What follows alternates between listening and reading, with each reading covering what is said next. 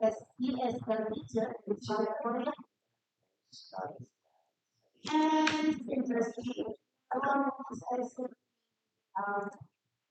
region service, states that from December 2002, and the establishment service on class for the students. And interesting, account of so the watching is important. Okay, so the next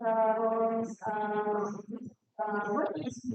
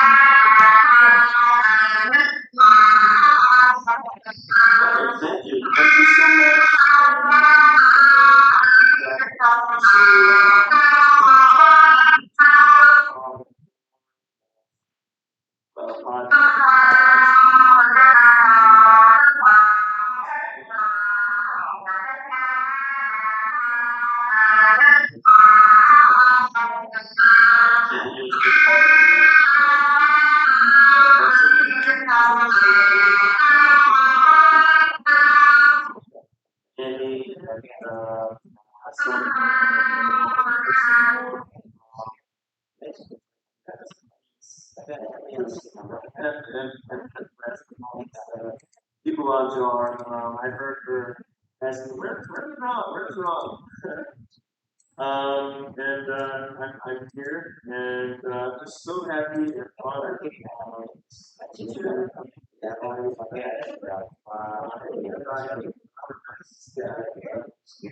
Hey, what's up, Ron? You know,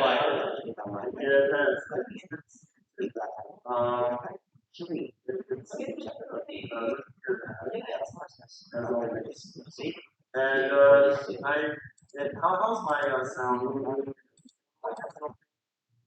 Yes, crystal clear. Good. And I wasn't sure about the audience. Is everyone hosting online? Like this? There are also some lectures from other from outside.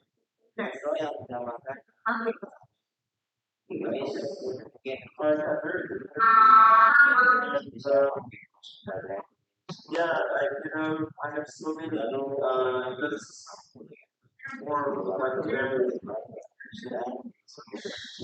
like so many different times. And yeah, it's been a while. It's a long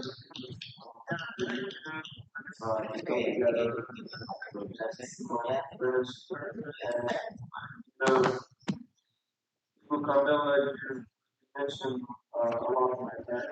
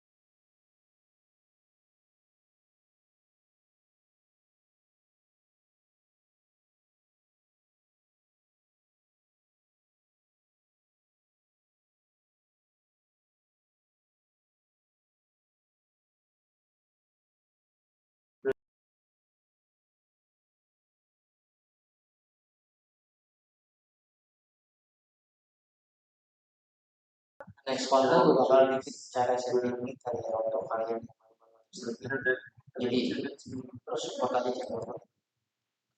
And it's because of the geography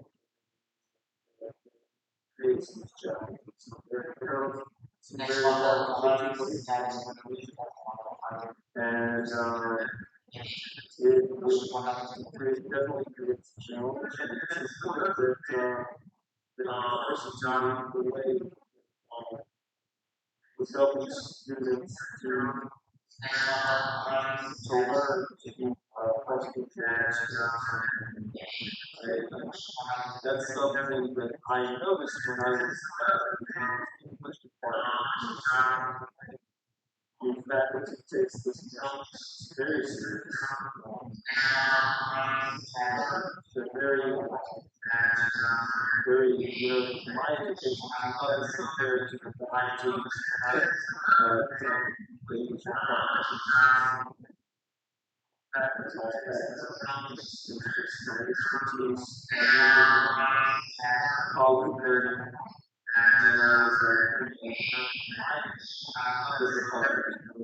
colleague learning, research story, some finding that about some study that I know about.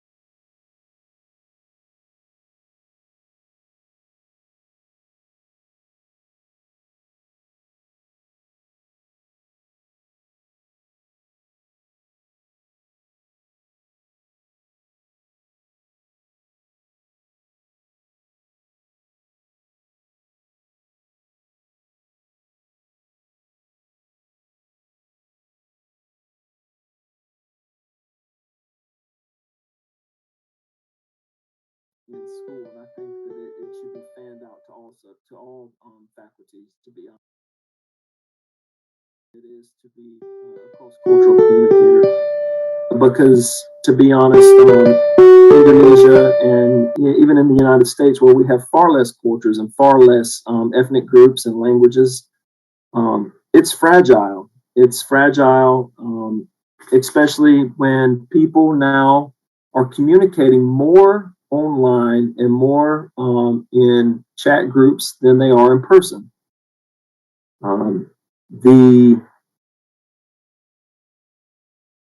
The chances of instability and confusion and misunderstanding and even sometimes hate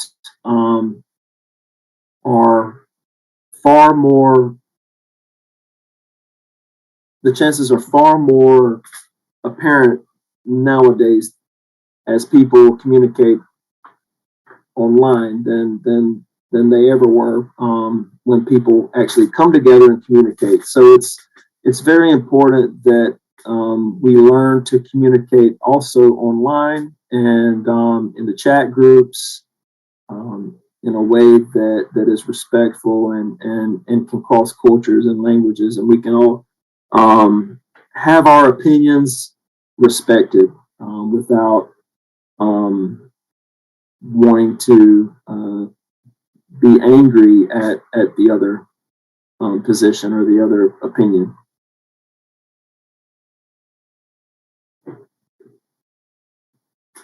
So, I'm sorry, 1 second. Sorry about that.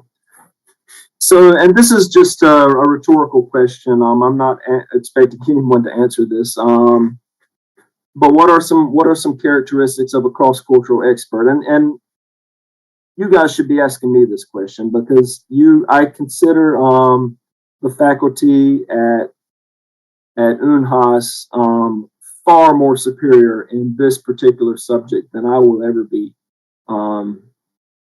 But this is more of a question for the students, because like when I was a student, and as Ibu Karmila explained back in from 2003 until 2006, when I was studying, I actually had no idea what I wanted to do. I wanted to study language and culture, but what happened beyond that, I had no idea. I didn't know because I simply just didn't know what was out there. I had no idea. I had no idea what was beyond the university.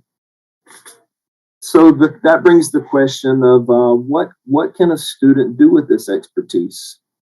Okay, and let me rewind back to the previous question. What are some characteristics of a cross-cultural expert? And there are so many answers to this question. Everybody has their own answer. I don't think that there is one definitive answer that is the answer. But I know that when I visited Indonesia, I had never heard of Makassar. The State Department chose the location for me, and they said, "Ron, we want you to go to Makassar." And I had to go to a map and look it up. And this was 2011. And to be honest with you, in 2011, there was not much information on the internet about Makassar. And it's much better now. It's much better now. I can go to YouTube now and I can find many really cool, beautiful videos about Makassar. But in 2011, and 2011 wasn't a very long time ago, there just wasn't much there. They told me, "Ron, you're going to Makassar, and we want you to go be a part of the faculty at Unhas. They said they would love to have you, and they want to host you. So go there and do your best." And that's all I knew. And so I told myself, you know what? I'm going to go there with a smile on my face. I'm going to learn everything I can. I'm not going to say no to anything. And I'm going to adapt and just be helpful and respectful and open and honest. And try to just enjoy every day of this experience. And to me, that's what cross-cultural, that's what the characteristics of a cross-cultural expert are, to me personally. It's when you're open and understanding, and you're not harboring stereotypes, and it's when you're in an environment that you really want to be in. That's important too. And sometimes, we get put in environments that we don't necessarily want to be in, but we also have to stay positive even in those situations. So, which brings me to the next question: is what can a student do with this expertise? Okay, as I was saying before, when I was a student in university, I had no idea what I could do with an English degree or a history degree. So I taught. And what I learned after I graduated was I didn't know what I wanted to do, simply because I had no idea what was out there. I didn't know what was available. The saying, you don't know what you don't know. And now, just to give you a little bit of history about what happened to me in the past 10 years, I made a transition from education to the corporate world. And I did that because I simply wanted to try something different. Now, in my parents' generation, the work environment was more like I think it is in Indonesia today, where typically a person gets a job, and if it's a good job, they stay in that job for most of their career, if not all. With my generation was the first generation that was basically told when we graduated high school that you're not going to stay in the same company, you're going to move around a lot, and that's just the way it's going to be, so prepare yourself. And that's exactly what happened. And why that happens is it's a different topic altogether, but it happens because of the way that the internet came into the world, and the way that opportunity and jobs and the availability to be mobile, and that has that's why my resume actually has so many different positions where I'm jumping around, but I'm not jumping around because I'm dissatisfied with any one particular job, but new opportunities come, and it helped, why let a great opportunity pass? But I decided a few years ago that I wanted to go into the business world, and I wanted to practice my cross-cultural communication in a different industry outside of education.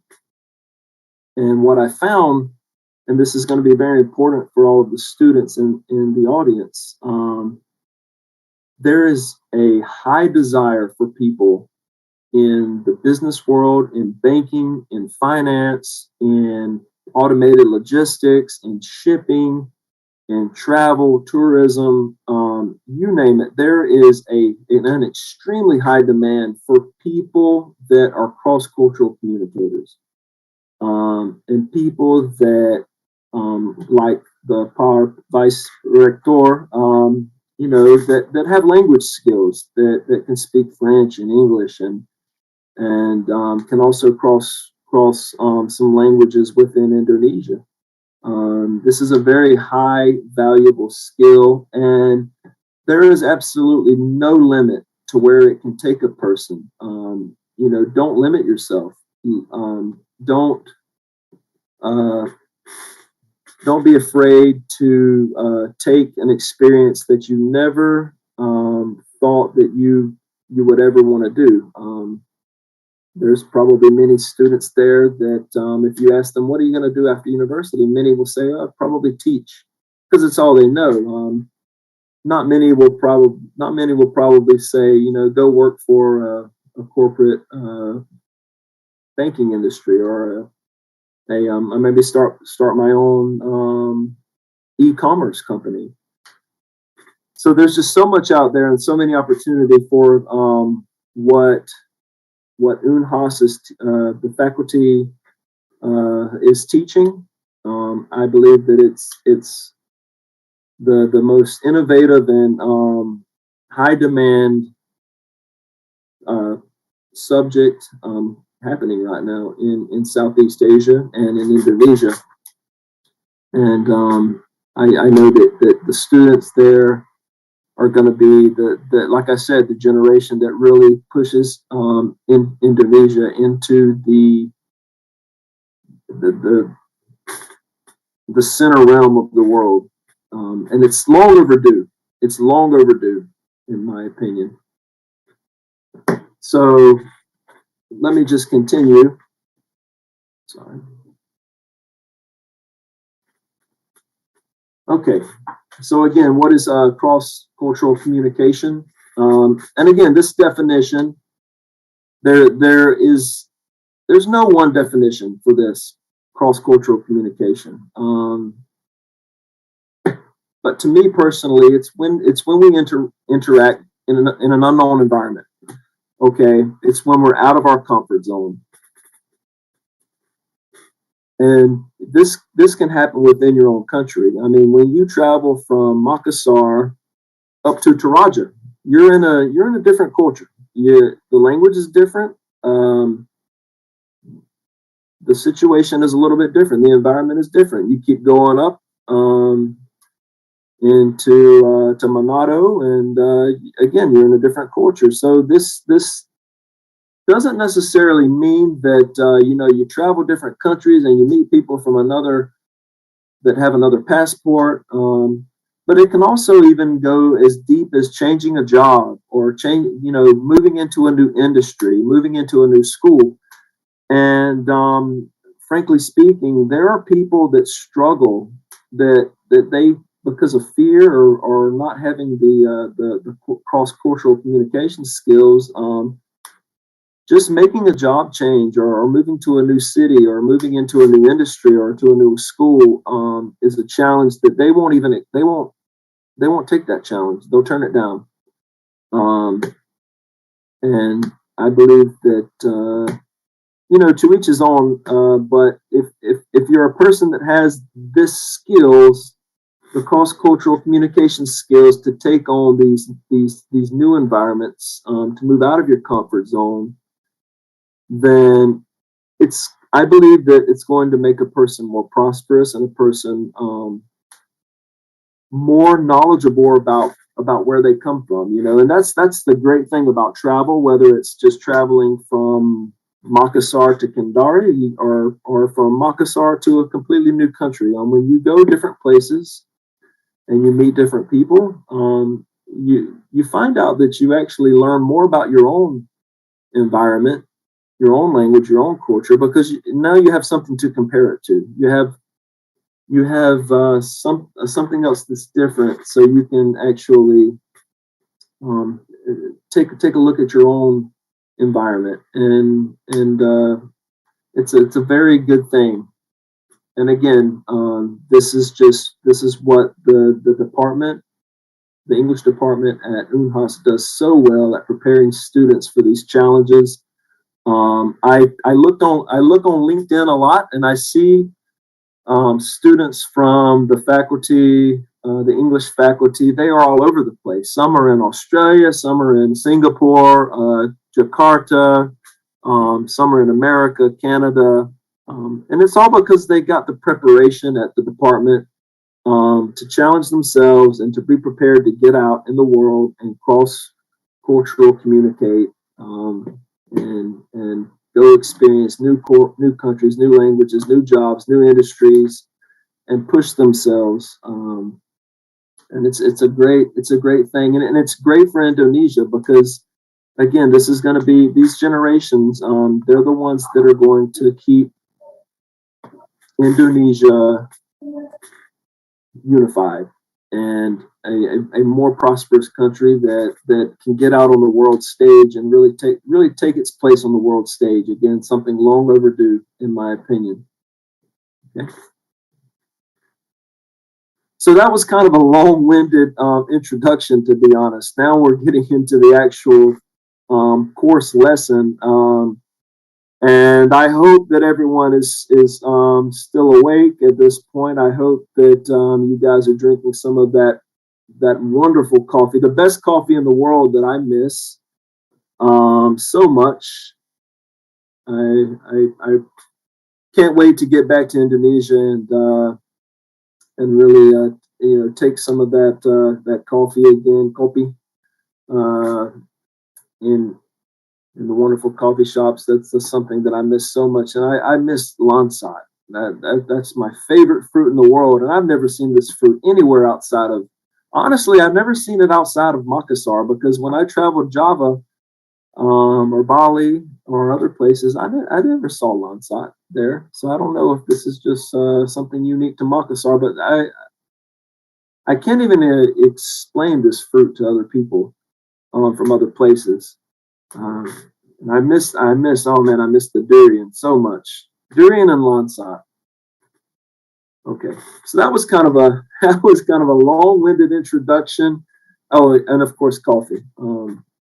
And the cool thing when I left Indonesia, it was a shame that I had to leave Indonesia in 2013, my second year there, because so many interesting coffee shops were starting to appear in Indonesia. And when I first got there in 2011, there wasn't much. But in from 2011 to 2013, some really cool things were happening in Indonesia. And I want to thank Ibu Anjar for giving me that second year there, because it was initially supposed to be a 1 year tour. And of course, there was an option for a second year if the department wanted to have me for another year. And it was completely up to the department. And Ibu Anjar called the embassy, and she said, yes, of course, we would love to have Ron another year. And so I really thank her for that. And thank you, Buani, and everybody for just making that my tenure there so wonderful. So now, just for the students, and of course, I am not talking about anything that you wonderful expert professors don't already know and have knowledge about, but just for the students to have a little more academic experience in this lecture, I want to go through and just highlight some, what the skills, what the expertise of being a cross-cultural communicator consists of. And I hope that this is not too, there's a saying in America, death by PowerPoint.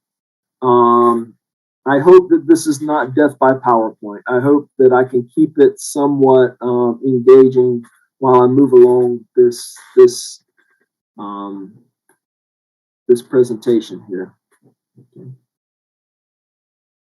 So again, why study cross-cultural communication? To the students, why study it? Again, to raise your awareness of what culture is, what guides the behavior of cultural groups, the complexity of your personal and social identities, the beliefs you hold about your own and other cultures, what cultural sensitivity is, to engage you in thinking, how all these may influence your communication with others. And again, I will pass this presentation along to Ibu Annie so that it can be made available to any of you. Okay. So again, there are many definitions to what cross-cultural communication is, and so many reasons of why study it, why be a cross-cultural communicator, but not just a communicator, but an expert. And an expert is a person that not only has the skills to be a cross-cultural communicator, but it's a person that has applied it, has experience getting out there. And again, you don't have to necessarily travel the world to be a cross-cultural communicator. I mean, you can apply your cross-cultural communication skills simply by traveling from Makassar to Toraja, and that's something that that Indonesians, that's a luxury that Indonesians have, because if I travel 6 hours from my home in any direction, north, south, east, or west, I'm still pretty much in the same place with the same people. And we don't have that type of diversity that Indonesia has, but you know, in Indonesia, you go 6 hours in any direction and you're in a completely different place.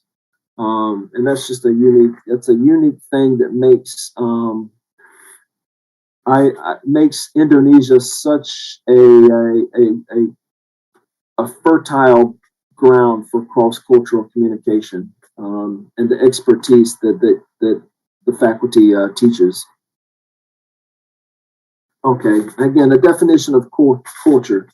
The customary beliefs, social forms, and material traits of a racial, religious, or social group. Okay, and this is a textbook definition, but nobody knows what culture is more than I think Indonesians, because it's, again, over 700 languages, over 1,300 ethnic groups. I believe that this Merriam-Webster online dictionary here, to find the culture of the definition of culture, they should go ask an Indonesian. But this is a textbook definition. There's something that you all are familiar with. Okay, now we're talking about the substance of culture, and this is just basically an illustration of how stereotypes are formed, and what we see is not necessarily what is hidden beneath the surface when it comes to culture and how we interact with other people from other places, or how we interact in a new job, or a new environment, or a new city. Okay, and above the waterline is an expression. Okay, it's what you see, it's what you think is there. Okay, these are the objective elements of a culture. You can see, hear, smell, touch. You know, the food is different. The dress, you can see the dress. You notice some different behaviors, some different behavioral patterns. Okay, the architecture is different. They build houses a little different in this place in Indonesia than they do in maybe Malaysia, or of course America. The music's different. Okay, these are the easy things to find. These are the most apparent, in your face cultural differences that are easy to spot. Okay, but then below, if you dig a little deeper, okay, you find some things about the culture that are even more interesting. Okay, the subjective elements of culture, that we don't necessarily see right off. Okay, we can judge about them on the basis of what we see, the beliefs, the thought patterns, the notions of what's good and bad, and of course, violating these deep down conventions arouses deep emotions. Okay, these are the things, the cultural beliefs and the cultural norms, that can be touchy. They can be sensitive, and it takes time. It takes time to really get to know an environment that you're in, to become aware of these differences. Okay, and this is a very great illustration of what this means. Okay, we typically judge a culture only on the basis of its tip. Okay, and you see in the tip here, it's the things you easily see: the food, the music, the flag, the dress, the anthems. Okay, and again, this can be applied to a new job. You know, I mean, some of the greatest or seemingly greatest places to work in America, let's say, for example, Google, or General Motors, or Ford Motor Company. You know, some of these Coca-Cola, these global organizations that seem really attractive, an attractive place to work at. You know, I would really love to have a great career at Coca-Cola. Okay, because what you see on the top is you see a very strong, powerful, wealthy company. Okay, but you don't really know until you get in that company, until you get within that organization. You don't know what's beneath the surface, because often you get in an organization, and you spend some time and you find out deep down that maybe that's not really a great place to work at. You don't know until you get in there. And this is kind of the same thing with culture. You don't really understand how to navigate these crosses, the cross cultural communication. You don't know how to apply it until you really spend some time and embed yourself within an environment. Okay, and what you find below when you spend more time, you dig deeper and you learn the different beliefs, the religious beliefs, the gender roles, how this group thinks about gender, how they think about certain values, their expectations, their body language. The notions of beauty can be completely different than your own. Personal space can be completely different. The notions of what's good and what's bad, the notions of right or wrong can be completely different. What's right and normal in one culture, in one environment, can be completely wrong in another. The rules of polite behavior and the attitude toward age. This is something that I really respect in Asia that you find often is there's more respect and reverence to the elderly in many Asian countries than there is in the West, and this is a shame because we just don't treat our elders the way that they should be taught. The way that they should be treated, and you also learn prejudices and notions of the other and notions of self. So this is just again, these are skills learned when one is embedded in a different environment. Okay.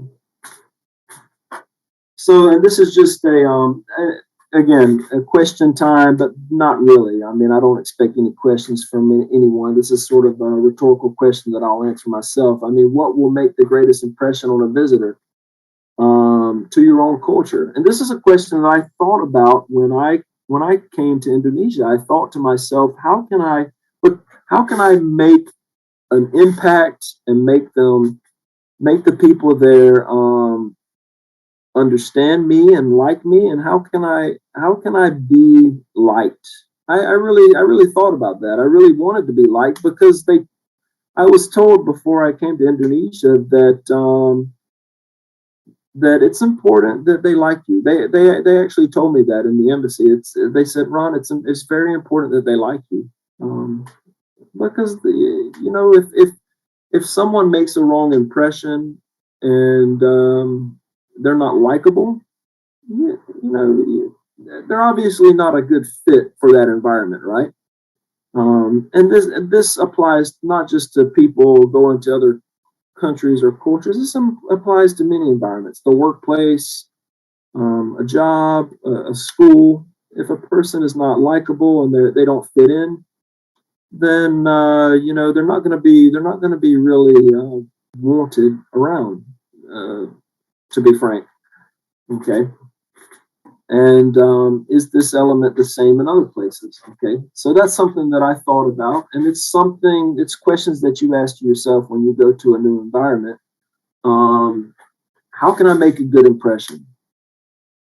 And how can I be respectful? And what would I want from a person that travels to my country? What would I expect? What would my expectations be from a visitor?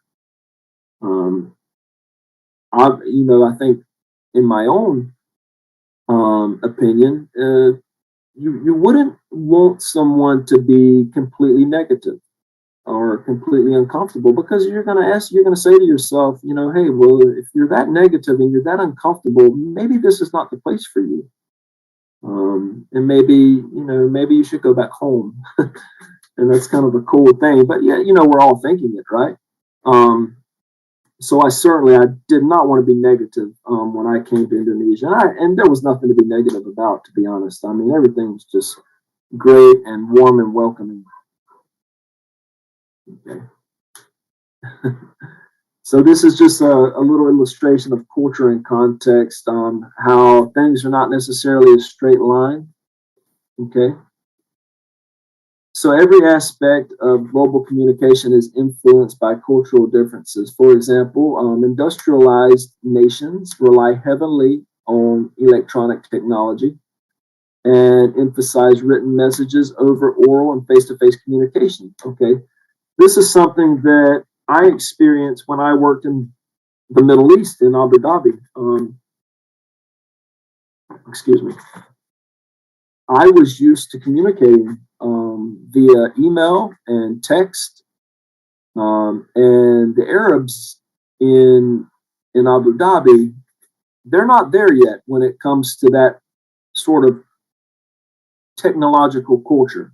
They still want to be face to face, in person, have some tea, have some coffee, and I really I respected that. I really, it's something that I miss from the 90s in America before the internet just took over everything.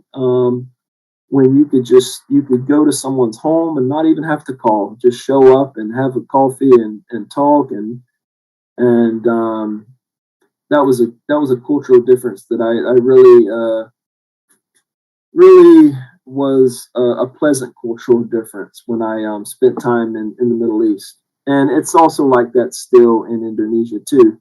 But that can cause problems with some Westerners that are used to not having these one-on-one in-person interactions, because Americans are not used to having a long, drawn-out coffee break, a long, drawn-out, just sitting around and having a long conversation over coffee. It's something I think Westerners, especially the younger generation, they get restless. They get restless, and they don't know how to enjoy just a long conversation, and it's probably not a good thing, but it's definitely a difference that one has to take into consideration when you're going to travel to a different environment where this sort of communication is still the norm.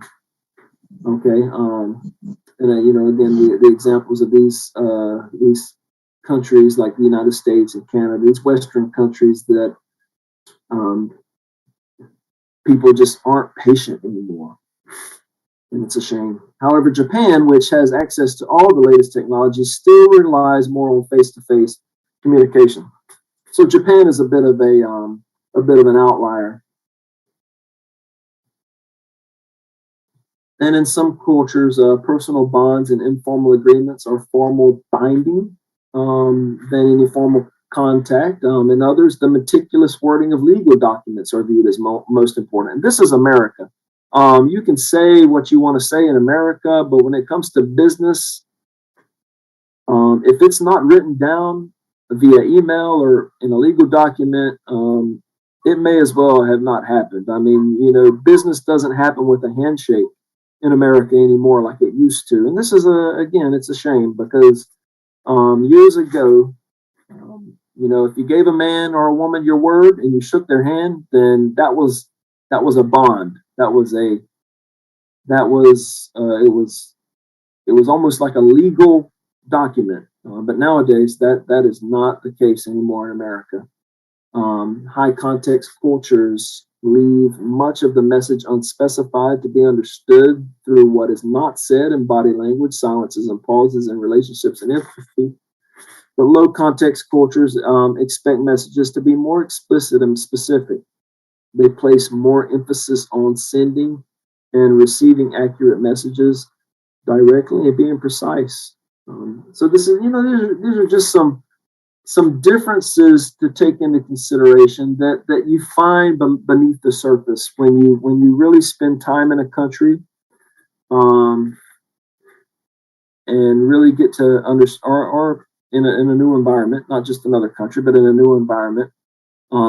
For example, if the students in the English department, if they take a job in Jakarta, the mode of business in Jakarta is similar, I can imagine, to the mode of business in Makassar, but there are going to be some differences. There are going to be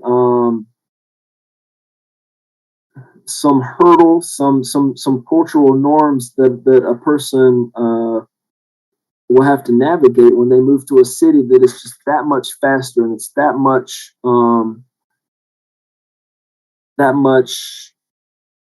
wired, I guess is the word I'm looking for, because that's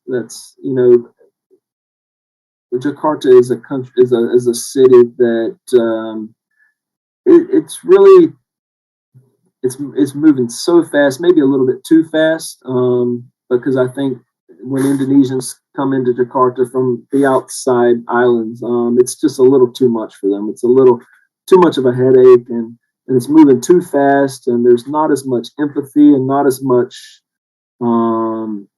not as much smiling. You don't see as many smiles in Jakarta as you do in Makassar. That is for sure, 100%. And you just don't see as many people just take time to talk. And I think that's just a difference in not just business, but in just everyday life. And I'm not saying, I would never say don't take an opportunity in Jakarta. I would tell a student, hey, if there's an opportunity in Jakarta, definitely take it.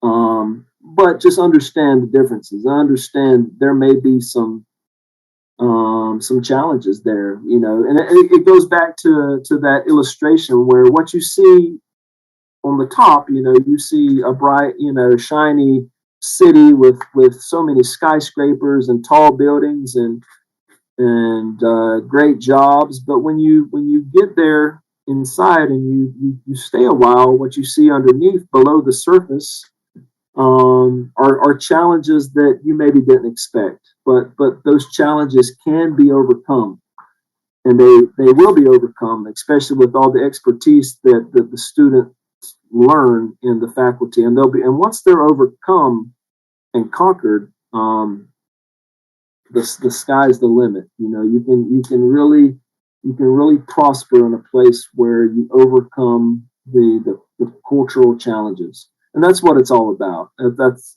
what it's all about. Okay, and these are just some examples of high context cultures. And what I don't really like this wording myself, because it high and low, it gives it makes you think that one's higher than the other, but that's not what it means. It's just talking about the different mode of communication. And it's something to think about, and definitely something to study about more and dig deeper. Okay, and this is just a time illustration. I think in many other countries in Southeast Asia, like Malaysia and Philippines and Thailand, there's the old saying, rubber time. I'm sure you guys have heard rubber time before. This is just an illustration of rubber time, okay? And on the left, and of course on the right, this is I think American time. 12 o'clock is 12 o'clock. It's not 10 minutes before or 10 minutes after. And it's funny because some people, they can't, it's very difficult for them to adapt to rubber time. And I don't know why, but I love rubber time. I'm like, oh, I can be 10 minutes late and it's no problem. Or I can be 10 minutes early and it's okay too, because we can just have more coffee and talk. I love rubber time. So this is definitely a cultural difference that I enjoyed when I was spending my days in Indonesia. Okay, and again, it just talks more about time. In some cultures, time is seen as a linear sequence. It's important for things to happen according to a schedule. This is a thing in America that's very hard for people. It's even hard for us Americans sometimes, when everything just has to be planned and ordered and time sequenced, and it's a challenge sometimes. But then you have these and these are considered monochronic. They give everything a term and definition these days. Monochronic cultures, and other schedule in other countries, schedules are not as that important. And again, this is in South America, Southern Europe, Asia, particularly Southeast Asia, and that's a good difference in my opinion, because it's sometimes it's hard to travel certain places when a big rain happens, right? You're gonna get tied up. Okay, in space is a I think, especially in the Western countries, there's more of a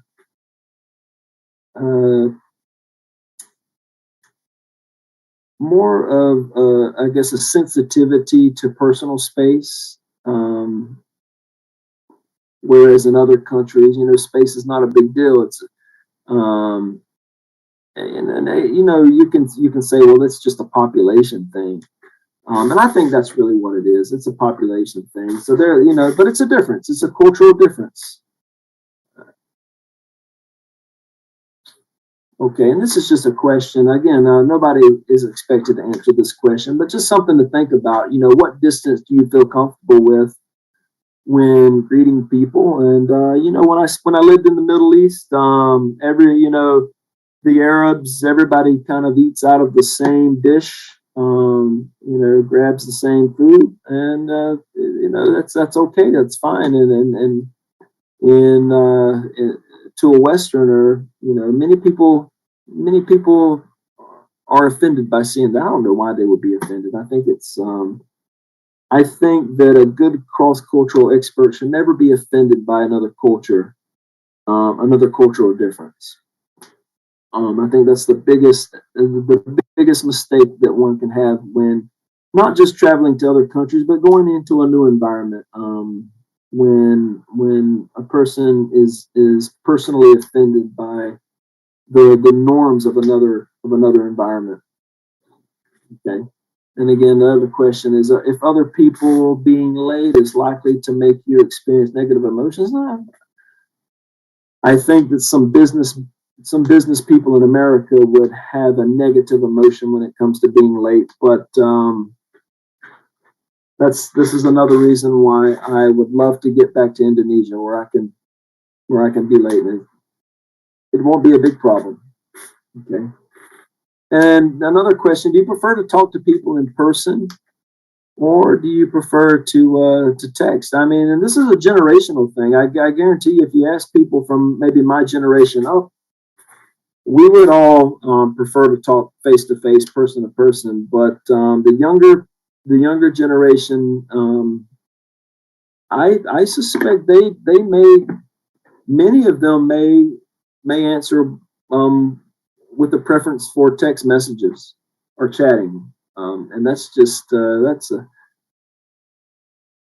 definitely a huge generational difference. Okay, the cultural map, and this is Aaron Meyer's cultural map, and again, another interesting thing for students to research and learn more about. The cultural map is built on 8 areas of cultural variations. This map is designed to help you understand where your own and other cultures are placed on the 8 scales. Very interesting.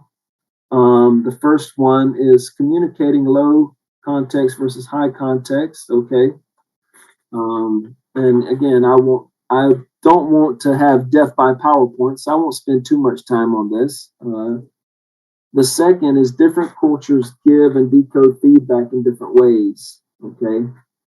This does not depend on whether a culture is a low context or high context one. For example, when in France, expect to be given very direct feedback. Okay. And direct feedback could mean, for example, if you ask someone, am I fat or skinny? They will say, you're fat if you're fat. Whereas in America, if you ask an American, and if you're a fat person, if you ask an American, they may not tell you you're fat because they don't, Americans are in general very reluctant to offend anyone. So we may say, you're a little heavy. We may say you're a little bit overweight, but we would never we would never be as direct as a person from some other cultures.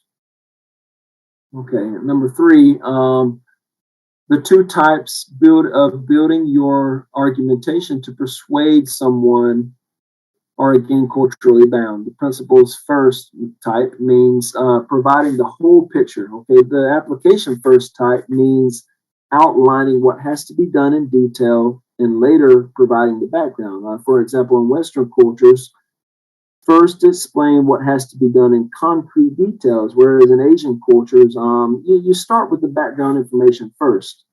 And this is again a very unique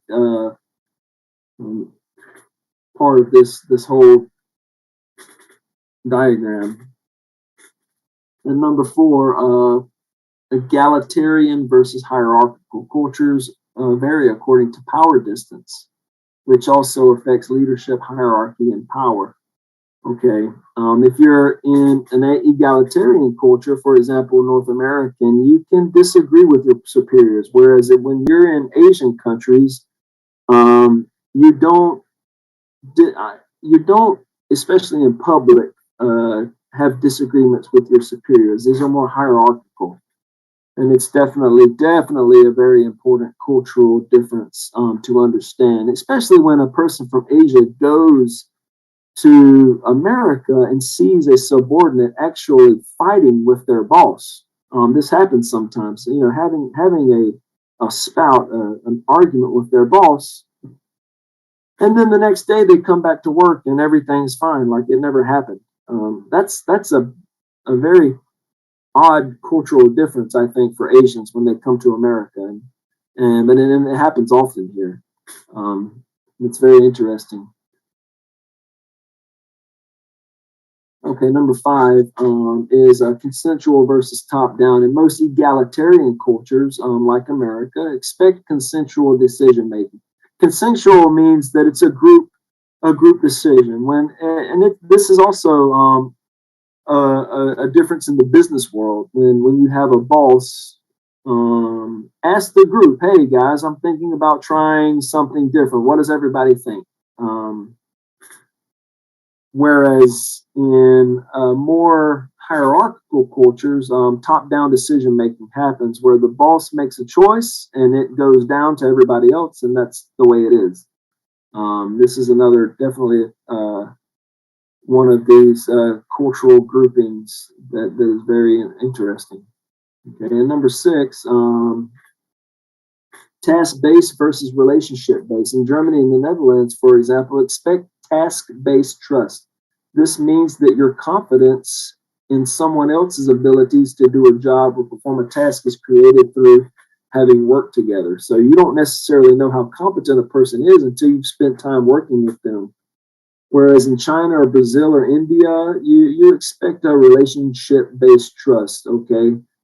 This means that your confidence in someone else's abilities to do a job or perform a task comes from your effective relationship with them. And this is I believe that this is a very common difference in Indonesia that I've seen. Whereas if a person has a good relationship, then you feel if your relationship is strong enough that you have faith that they can do a particular job well, just by knowing them. Whereas in, I think, Western countries, now in America, we're a little bit of both. When I have a good relationship with a person and I know them very well and I kind of know the way they think, then I can make an estimation of how their work, how effective they will be in the workplace. But sometimes you get burnt by doing this. Sometimes, you help a friend get a job and you feel like they'll be really good at this job because you have a good relationship with them. You know them very well. So you make a recommendation for them. And the next thing you know, a couple months later, somebody is calling you saying, "Hey, Ron, why did you recommend this guy? They are completely incompetent." So this is I think America kind of kind of straddles the fence with this sort of cultural difference. But in Germany, for example, no matter how, and well, not all Germans. I mean, nothing can be a stereotype, but in general, in the European countries, like especially the northern European countries, like Germany and the Netherlands, a person would never be recommended for a job just based on their relationship. You wouldn't do that unless you've seen the person be effective in the job. It's just another very interesting cultural difference. And number 7, disagreeing, confrontation versus avoiding confrontation. This is a very big difference between Asian countries, most Asian countries, and Western countries. Whereas Asians tend to kind of avoid confrontation. You know, you don't want to have a public disagreement. In general, I mean, no, there are always some exceptions. I mean, Korea is an exception because Koreans will get down and at it right in the middle of the street. I've seen it happen many times, and a lot of that has to do with the alcohol problem that country has. But in general, most Asian countries, people try to kind of avoid confrontation. And confrontation, what I mean is fighting. Whether it's verbal fighting or straight up physical fighting. In America, I would just say that people are not afraid of confrontation. And it's not a good thing, but it's just a cultural difference. And number 8, again, this scale has to do with the monochronic versus polychronic. But talking about the time differences, different expectations of what being on time is and being in a certain place. Okay. And again, a quick question time. Imagine, and then again, just, questions to yourself. Imagine if you don't agree with your superior. Would you rather avoid expressing this openly? Or would you maybe not have a problem with telling the superior how you feel? So it's an interesting cultural difference. Okay, and who are you? This depends on, of course, your roles, the roles you play in life. You could be a daughter, you could be a friend, you could be a Ph.D. student, a professor, a researcher, or a member of the Uraxis staff. Your religion, your birthplace, your current home place, your ethnicity, your gender, the things you like, the things you don't like. Okay, these are your identity. This is what makes you you and your culture, and how you use these particular identities to fit into a culture. Okay, and we're talking, identity and intercultural communication. Identity is not only a question of how you perceive yourself, but it's also how others identify you. And you may not like the label they give you. Okay, you perceive your reality through generalizations. However, this can lead to sometimes negative consequences when communication across cultures happens. And this is a problem that we're having in America, whereas nowadays most people are communicating on Twitter and Facebook and Instagram. And the difference there is when you're talking to a person face to face, we're more reluctant to offend them. Because if we do offend them to the point, if we really offend a person, there are costs, there are consequences that will happen if we really, really offend a person. You can lose a friendship. A confrontation can happen. A fight can happen. Different things can occur. Whereas when people are fighting on the internet, when they're fighting in Instagram, or when they're fighting in Facebook and Twitter, and again, when you're fighting with strangers, I'm not talking about the people that you know, but when you're having these arguments with people that you've never met in person, you can tell them the worst things and make them feel horrible, and there are no costs. There are no costs to that. You're not going to lose anything because you don't know them anyways. They're not standing there right in front of you. And this is a big problem that we have in America right now, and it's a problem that the media takes advantage of to divide us. And I don't want to sound like a conspiracy theorist, but there are certain entities within America that do want to divide this country. Maybe it's because there's more money to be made when these divisions happen. I don't know. I don't know the reason, but it's a big problem. And in America right now, we live in a very divided country, almost to the point to where some people think that a civil war could occur in the near future. That's how divided we are, and it's all because of the way that things are transpiring over the internet, over the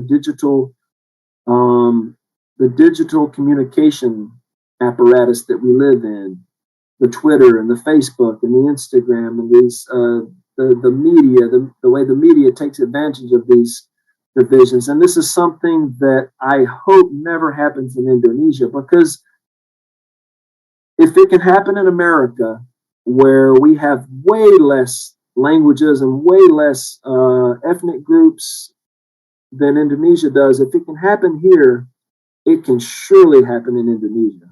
And I dare say that Indonesia is even a more fragile country because there are so many different languages and different cultural groups. Fragile on one hand, but it's what makes Indonesia stronger on the other. If these differences can be overcome and the country can stay solid and unified, then it can be one of the strongest countries in the world. But there will be challenges, and there will be exterior forces at play that would love to see a country like Indonesia divided up. And it could be something as simple as an oil company knowing that if Kalimantan is angry at Sulawesi, then the chances of getting this oil deal may be more positive for us. It could be something like that. That where people will take advantage of differences, and they'll take advantage of the beautiful nature of Indonesia. So again, this goes back to how important what the Faculty of English does, and how important this cross-cultural communication expertise is in such a unique, diverse place like Indonesia. Okay, and again, stereotypes, identity, and intercultural communication. Okay, so, and we all know what stereotypes are. I mean, it's basically what we know about another environment or another people or another ethnic group based on what others tell us and based on the common belief. Okay, and a lot of these stereotypes, when we go to these places, or we actually have personal experience, we understand that the stereotypes are not as serious, or maybe there's a reason. There's always a good reason of why these stereotypes occur. Okay, like rubber time is a stereo. Well, it's kind of a stereotype, but it's kind of a fact at the same time. But when you live in Southeast Asia, you understand why rubber time exists, and it really has to do with the geography of the locality.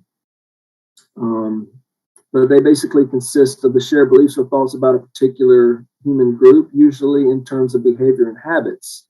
Their objective is to simplify reality. They are like that. And again, they're sometimes negative and they're sometimes positive. People often have positive stereotypes about their own cultural group, but it's definitely something. It's another research topic, something for students to dive deeper into and study. And I really like this graph here because it's so true. Okay, and what this tells you is that when you go to a new environment or you go to a new country, okay, there's a honeymoon period. Okay, and this could simply be someone from Makassar traveling, a student taking a job in Jakarta, graduates from Unhas and throws around his resume on LinkedIn online, and a company in Jakarta calls and says, hey, we want you to come to Jakarta for an interview. Okay. So the student leaves Makassar, they travel to Jakarta, and that those first few days, now right here it says 0 to 2 years. The honeymoon phase can last from 0 to, well, really 0 to 1 year. The honeymoon phase is when everything is new and shiny and wow, the tall buildings and everybody, the malls are so huge and everything is great, and so many cool restaurants. And then after a while, when you stay a little longer, culture shock starts to set in. And culture shock is when you dive beneath the surface into what you didn't so easily see when you first arrived. And again, this could be at a new country or it could be at a new job. Okay, I mean, there's always a honeymoon phase at a new job, and then when you get dug into a company or dug into an organization, you get into culture shock. And it goes the same. It's for really any type of environment. And the culture shock phase is tough to deal with because you can get depressed sometimes, and you start to focus more on the negative stereotypes, and you question, and it's a learning process. And I'm sorry, it's not years, it's months. Okay. And again, this period can last, from 2 to 9 months. And honestly, I didn't have this culture shock when I was in Indonesia. Um, I don't, I just felt so at home. And I think it's because, again, of the way that the faculty took me in and considered me a family member. And I'm really appreciative to that. That I think I went right from honeymoon to mastery, but that's not normal. The normal occurrence is when you go to a new environment, you do have this culture shock, and then after a year or so, you begin to adjust, and then you begin to master. And mastery means that you really understand the culture that you're living in, and you're able to adapt and function well. Okay, and again, this just explains that. 5 more minutes. Okay, thank you so much. Thank you so much. Thank you so much. Okay, and again, I'll just that was the end of it right there. But I wanted to also give my contact information just to everyone. I have my Facebook profile, and the Unhas English Study Group still exists on Facebook.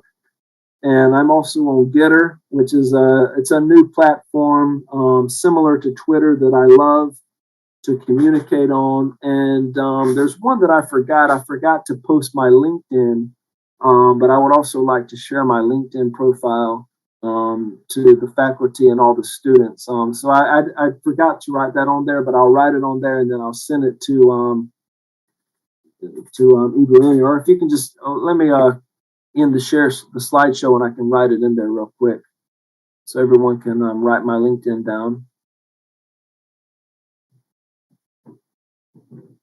One second.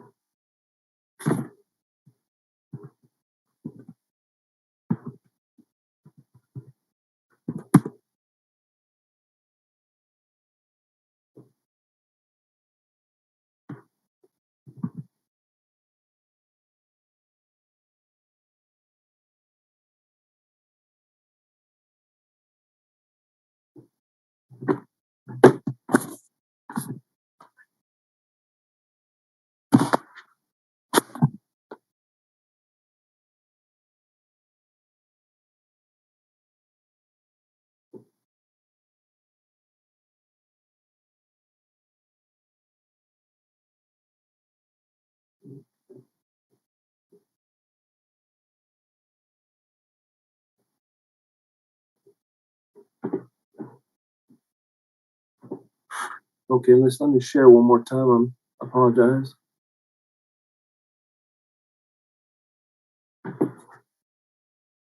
Can everyone still see my screen? Yes, sir. Yes, yes. Okay. Yeah, so this is also my LinkedIn.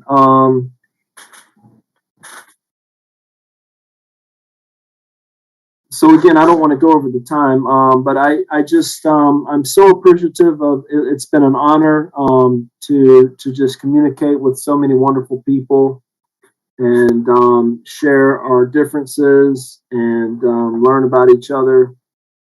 And I hope for more opportunities to come together and have more events like this. This is really great. It's really fantastic for the university, and definitely fantastic for more people to have exposure to what's going on in Indonesia, and really to learn. And I also wanted to share real quick to the students, and this is a request that I would like to make to the students and the faculty.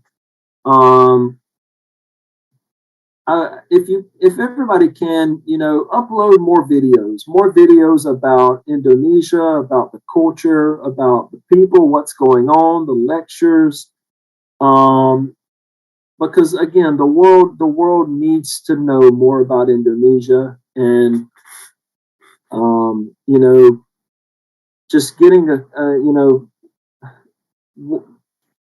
world news is not doing a great job with exposing Indonesia for how great a place it is. And this is something that the younger generation, the students, they're going to have to do themselves, and I think they're going to do it. They're going to do a great job at it. But definitely having more videos on YouTube and Rumble and BitChute, all of these, and there's many more platforms, but these are the three that I really like. And this is also, some good projects to give students to really make some great videos and share the great things that's going on in Makassar and South Sulawesi and Indonesia to the rest of the world.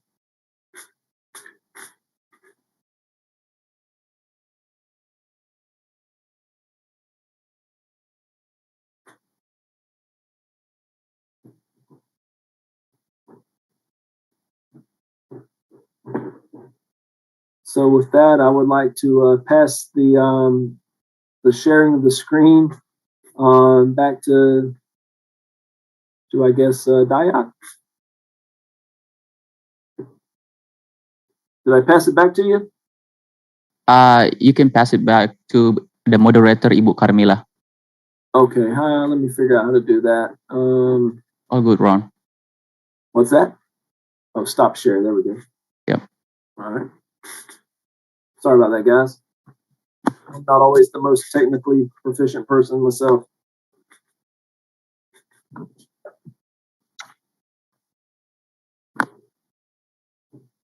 Masih mute, Bu Karmila, masih mute.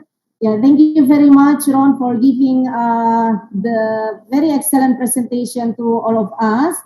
And now it is 11:47 in Makassar, and we still have about 10 minutes for question and answer session. We have already one question in the chat box from two already. Yeah, the first one is from Mr. Arham Al-Harwin Rani, asking about whether there is also a gathering in US, a specific activity like us in Indonesia. Ron, do you know Arisan, Ron, in Indonesia? Did you say a gathering? I mean, in Indonesia we have Arisan. Arisan, do you know it? A reason? Arisan. No, Arisan. Yeah. Arisan is a kind of a gathering every month. Every month we gather and then we collect money from the members, and then we load to get one person who will get the money, and then the next month the other person, the same thing will be done again to the money for the other person. It's like that. Money for like loans? No. It's just like everybody has collect all their money, and then we will do the lot to get the money for one person, and that will be done every month. The money, I think this is kind of an Islamic banking type thing. Am I correct? It could be like that, but I think it is the point here is like whether in US you also have a special activity every month to maybe to together with family members and friends like that. Is there anything like that as like what we do in Indonesia? No, unfortunately not. I think that used to be. Oh, that used to be more common in my parents' younger generation. But nowadays, we're becoming more and more disconnected. And this is just, again, it's a negative thing that's happened with the internet. But as far as a community coming together to give a person money, this is something that I think one of my friends in Dubai explained to me that's very common with the Arabs. When somebody needs something, like if somebody needs a car or somebody needs like a down payment for an apartment or something, the people in their family, in their community, everybody will give some money, and then they'll give to that person, and then they do it again. And again for someone else. Is this kind of the thing that you were talking about? I think so. Yeah. Yeah. Unfortunately, we're not tied together as a community. I mean, and families are much smaller now in America than they were. I mean, just to give you an idea of what I mean, my grandmother had 9 children. Okay, and my grandmother was born in 1919. Okay, she died in 1982, so very long time ago, very old. And me, I've had 2 children. So, and this has been common all over America. So families are much smaller now than they were before, unfortunately, and we're less connected than we used to be when it comes to situations. We do get together with our family, but they're small gatherings. Like, for example, I had a dinner with my sister for my mother's birthday last week, and it was just my mom and my dad and my sister and her husband and my niece and my wife, and that was it. Yeah, I see. So yeah, because in US, I think the family is becoming more like a nuclear family, and it's been for a very long time already. Yeah. Thank you, Ron. The next question is from Ismail Anas, also in the chat box, about ethnocentrism. Ethnocentrism is one of the challenges to situate our cultural and language identity in a specific context. How do you think a language teacher should negotiate their identity within a new community? And what imperatives or is to dealing with such condition? I hope you will be pleased to share your experience where you were in a specific ethnic group, or probably you had experience dealing with students who were ethnocentric. Please.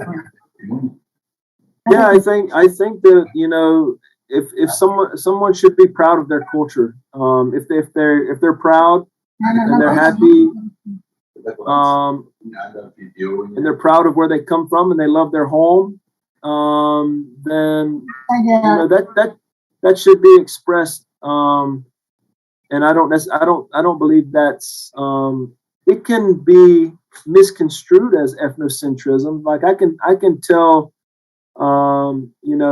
a classroom in Indonesia how great America is, and if I say it the wrong way, then it's going to sound like ethnocentrism.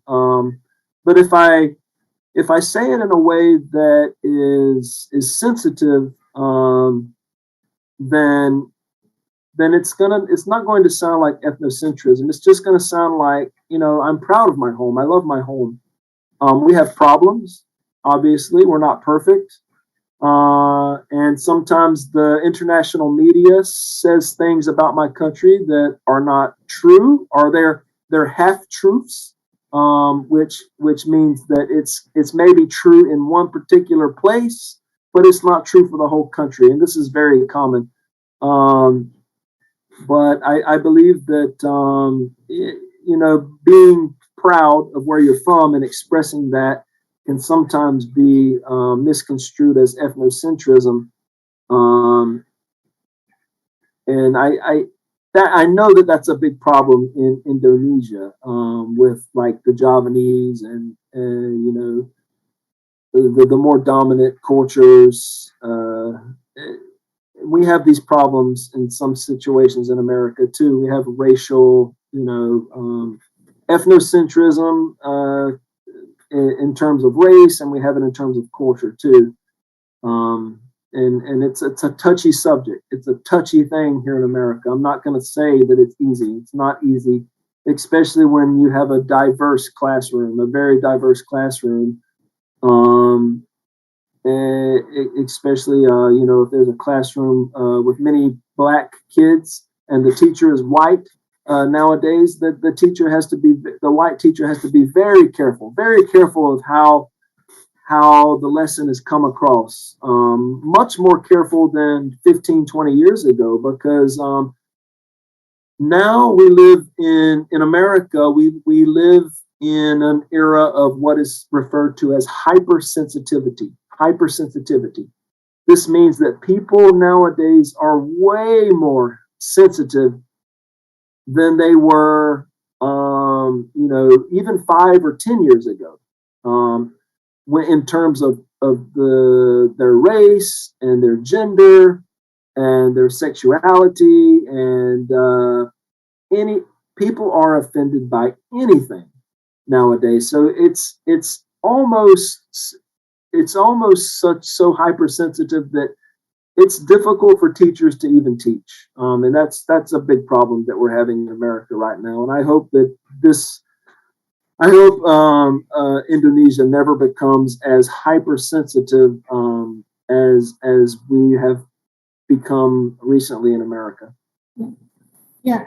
Thank you very much, Ron. Yeah, so according to some references that I read, I can see that it's been a very long struggle actually for education in US about this issue, yeah, about this intercultural issue between white teachers and students from Black community. But I can also see that there are now more and increasing awareness among the teachers about the issues. So I think it's getting better. Okay, ladies and gentlemen, we only have 4 minutes to go, so I will give one more chance for question to audience who already raised his hand. Mr. Dr. M. Dahlan Bahang, MPD, can you hear me, please? Pak Dahlan? Okay, yeah, already raised his hand, but maybe yeah, maybe he cannot hear us. So I will go with just one more question, Ron, from the chat box also. This is from Aziz Taba. I have a question about cross-cultural communication research. How to respond about suppressing feelings or maintaining calm when cross-cultural communication is used as data? Is that as something control or engineer? Okay, so this is about when we do research of intercultural communication, how can we how should we deal with the issue of, you know, our feeling, or when we collect data about the intercultural communication? Yeah, please, Ron. Are you speaking in terms of bias? Yeah, I think so. Maybe like how we can maintain our feeling when we talk about our own culture. Yeah. Yeah. Nowadays in America, many researchers, they actually write down their own biases in the beginning of a research paper. This is very common now, especially, for example, if you're white and you're researching an issue of racism, or an issue that is more that has to do with the experiences of a different race. It's very common now in the beginning of a paper to publicize, okay, I'm a white person. These are, this is who I am. So in that way, your bias is known. And I mean, I think that that's sometimes extreme, but at the same time, I think it's helpful when to give the audience, the people that read the research, to let them know that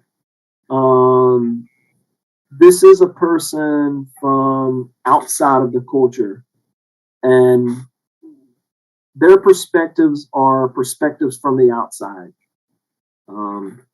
And I think that's an important thing to illustrate when doing research. And hopefully nobody's offended.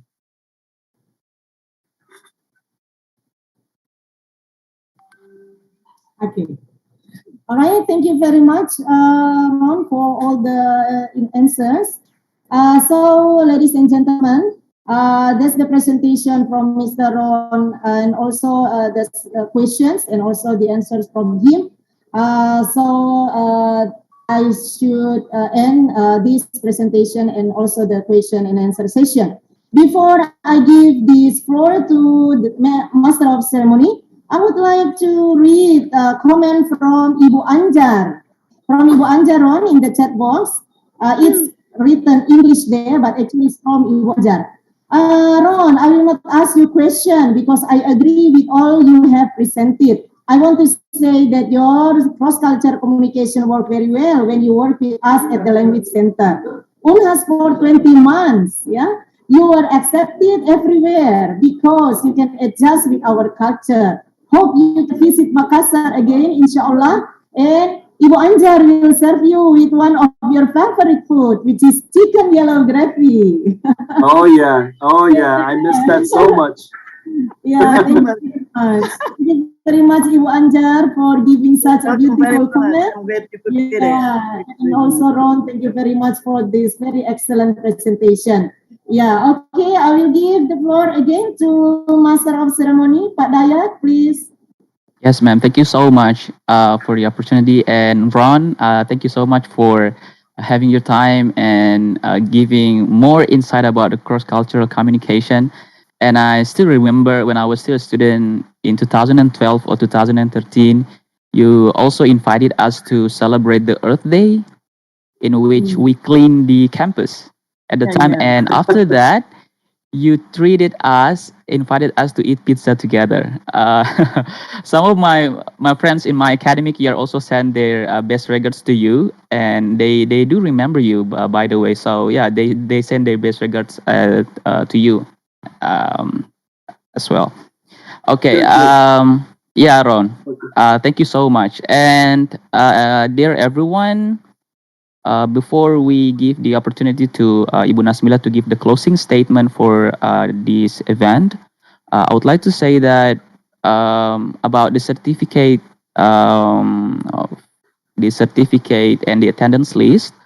You may check the chat box now. You are free to fill it in, and then please make sure your email is correct, because after you submit your submission, your certificate will be automatically posted or sent to your email. So you will get your certificates right away after the submission.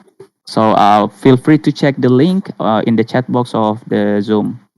And ladies and gentlemen, now I'd like to give the opportunity to Ibu Nasmilah or Ma'am Nasmilah as the head of English Literature Study Program to give the closing statement. Time is yours, ma'am.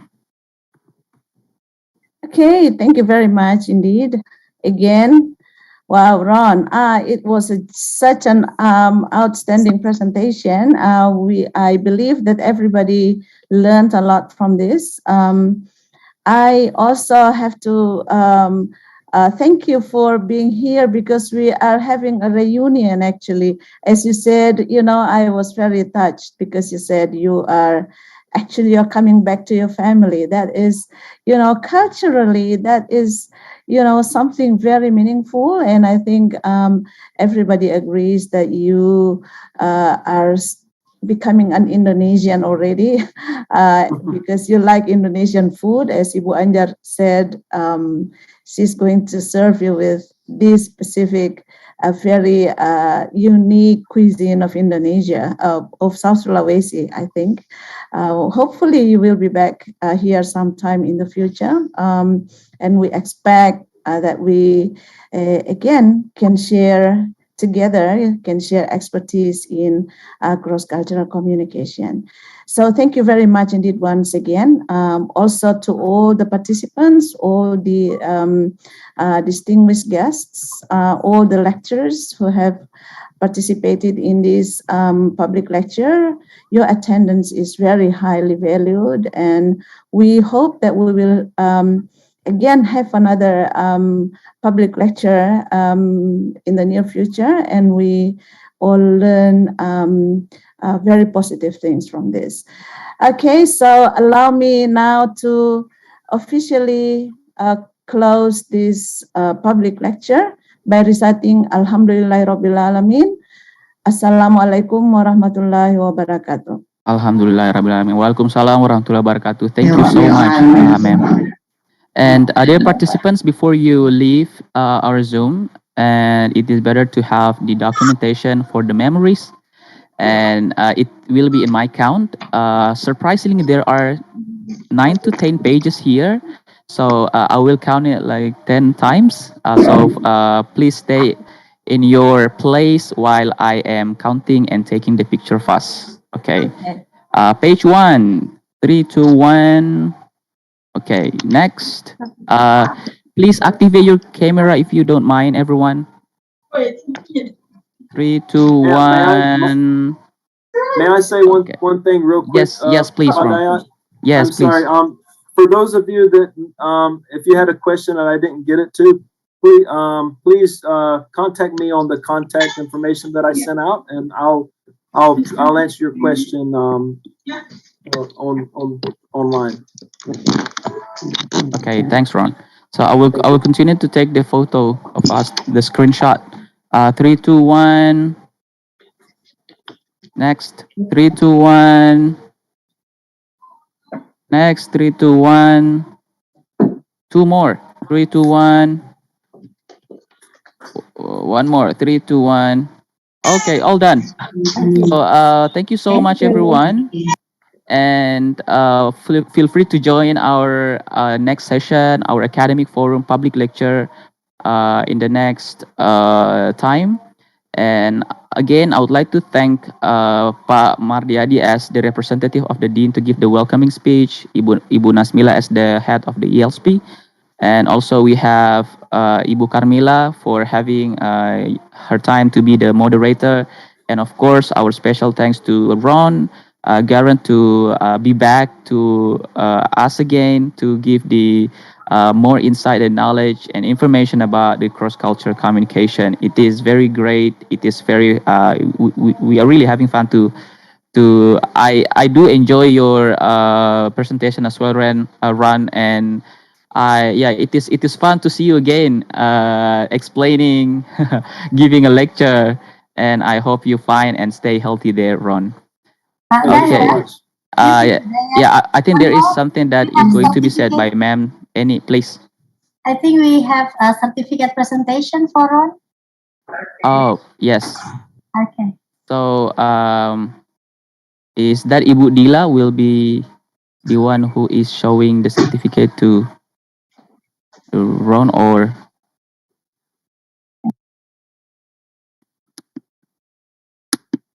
Oh, wait a sec.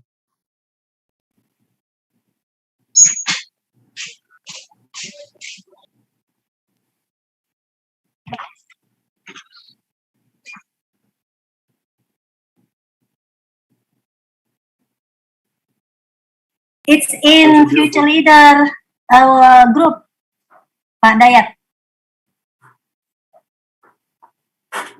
Is that the link, ma'am, or? Yeah, it's ready to upload. Okay. Sorry, Ron. No problem. No problem. Oh my God. I It's still love loading. Ibu Nasmilah's background. Yeah. Yeah, sure. Ron, what time is it there now? It's In your midnight. place? 11. Just only 11 p.m. Oh Wow, my God.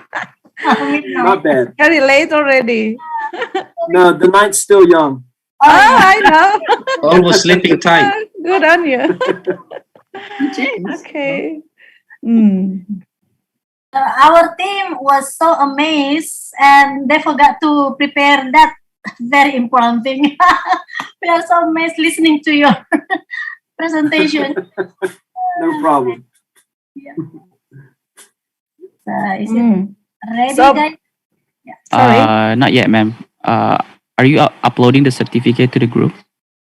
Yeah. Something just Maybe because the internet is not really supporting. Hang on. Let me upload it then. Okay, ma'am. I'll open it. Yeah. Hang on. Yeah. Sorry.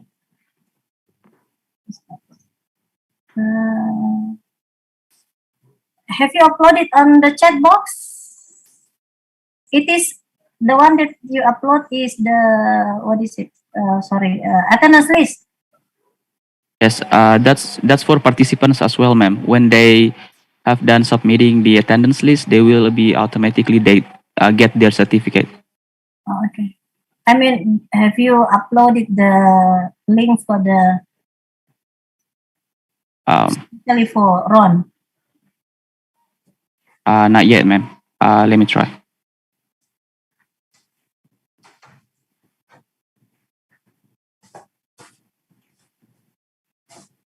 Do you have your coffee ready, Ron? Your black I have coffee? right here. Well prepared. Oh yeah, Okay. it's my addiction.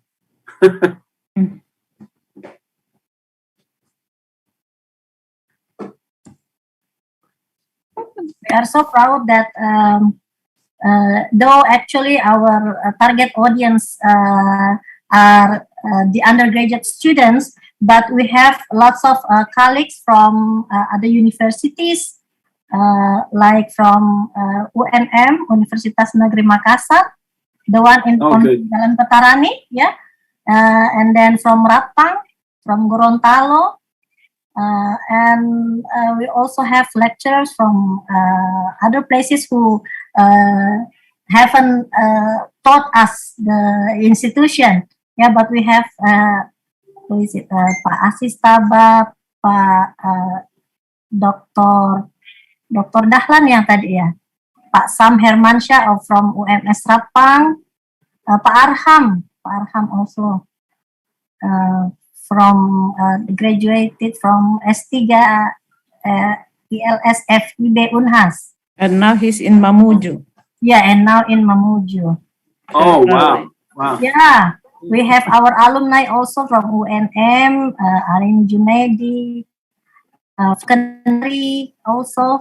So Gorontalo yang Kalimantan. From Kalimantan, yeah, from In Gorontalo. from Gorontalo also, yes. Gorontalo, yeah.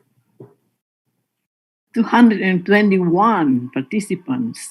Wow. Yeah, it reaches actually 257. So we are so happy that this first public lecture in this year, it's a good start for us. Yeah, and it's not easy to put these together. It takes a lot of hard work and to get such an audience together. And thank you everybody for coming. Yeah, the power of social media, Ron. Yeah. Yeah. Spreading information through the media, social media. We are It's not great. really, we are not really contacting everyone specifically, but We just shared this banner to to the social media, and everybody starts registering, which is, very good. Probably for next public lecture, we will do more on other social media. So not only through FB, but also other potential media to be used. That's very good. Very good. Yeah, and hopefully we can Also the gather more profile of the speaker, participants. Kak. Please Kenapa? send me an invite. The Sorry, profile of the speaker. I said please audience. send me an invite. Now I would love to listen. Of course, yes. Well, we will probably do different. Okay. Now Oh wow! the certificate is there. It's beautiful. So beautiful. Really sorry for waiting, Ron. So No problem. so this is the certificate that you have from us, and would like to say thank you so much for having your time to be with us again and be the speaker of the public lecture on cross-cultural communication conducted by English Literature Study Program. So we will send it back to you through your email, or Ma'am Annie will send it through your contact. Well, thank you so much, Ron. So I gotta clap my hands for everybody and for participants, especially Ron, for being the speaker for today. Ladies and gentlemen, yes, you too, Ron. Well, ladies and gentlemen, thank you so much.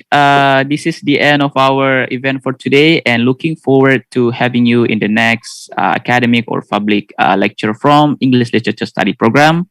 Wassalamualaikum warahmatullahi wabarakatuh, and have a great day, everyone. Okay, thank you very much. See you, Ron. Goodbye, everyone. Goodbye, Ron. See you Ron. next time.